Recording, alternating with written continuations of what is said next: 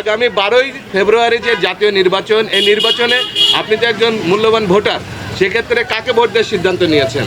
আমি এখনো সিদ্ধান্ত নেই নাই, আমি জানি না কাকে ভোট দিব। এখনো জানেন না?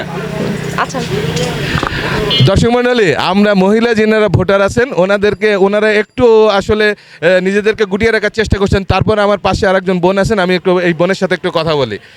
আপু, আপনার বাড়ি কোথায়? আমাকে পড়াইছো না আমাকে। দোয়ারপাড়ায়? হ্যাঁ, আপনি কিসে ভোট দেবেন? কিসে এখন আমাকে সিদ্ধান্ত আমাকে এখনো হয়নি। সিদ্ধান্ত হয়নি? না, শোনা হয়নি। দর্শক মণ্ডলী, আমরা বিভিন্ন জরিপে দেখতে পাচ্ছি কিন্তু বিভিন্ন জায়গায় বিভিন্ন মার্কার কথা বলা হচ্ছে, কিন্তু আলমডাঙ্গাতে আমরা উপস্থিত হওয়ার পর আমরা জনসাধারণের কাছে যেটা জানার চেষ্টা করেছি, সেই জায়গা থেকে আমরা একটু দেখাবার চেষ্টা করব যে প্রকৃতপক্ষ আসলে ভোটের মাঠে কি জরিপ চলছে এখন।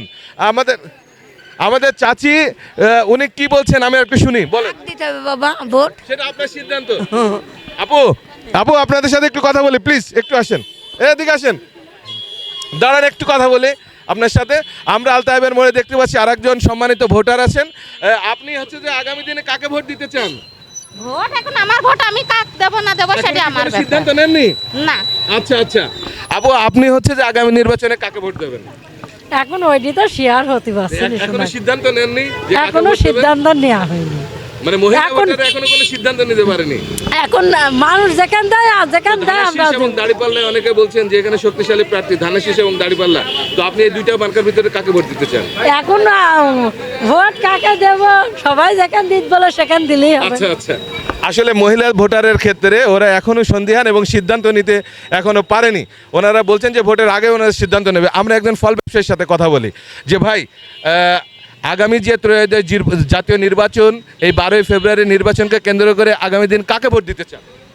ভোটের বিষয় ভাই, এটা হচ্ছে আন্তর্জাতিক মানে গণতন্ত্র দেশ, যার যার অধীন শেষেই। তারপরে ভালো আর একটা মন্দ আছে, যে দেখ বা এটা বিবেচনার বিষয় আছে, তাই না? কোনটা ভালো কোনটা মন্দ, তাই না? এই হিসাবে করে কোনো ডিসিশন এখনো নেওয়া হয়নি এবং নিতে পারে উনি। আগেই সিদ্ধান্ত নেওয়ার।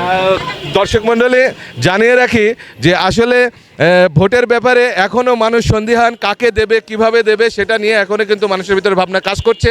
আমরা আরও জানাবার চেষ্টা করব, যেহেতু আলতায়েবের মোড় একটি জনবহুল এলাকা। আমরা দেখতে পাচ্ছি একজন ভদ্রলোক আমাদের পাশে দাঁড়িয়ে আছেন, আমরা ওনার কাছে একটু জানতে চাই যে ভাই, আগামী যে 12ই ফেব্রুয়ারি জাতীয় যে নির্বাচন হতে যাচ্ছে, এই নির্বাচনে আপনি একজন ভোটার হিসেবে কাকে ভোট দিতে চান?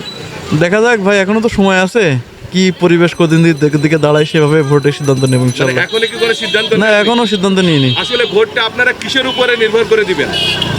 দেখি, এখনো তো 2 মাস সময় আছে, কোন দলের ব্যবহার আচার কেমন হয় সেটার উপরে নির্ভর করব ইনশাআল্লাহ। মানে প্রার্থীদের আচরণের উপরে নির্ভর করে হচ্ছে যে ভোট দিবেন। আর প্রার্থীদের ব্যাকগ্রাউন্ডটাও আসুক আস্তে আস্তে।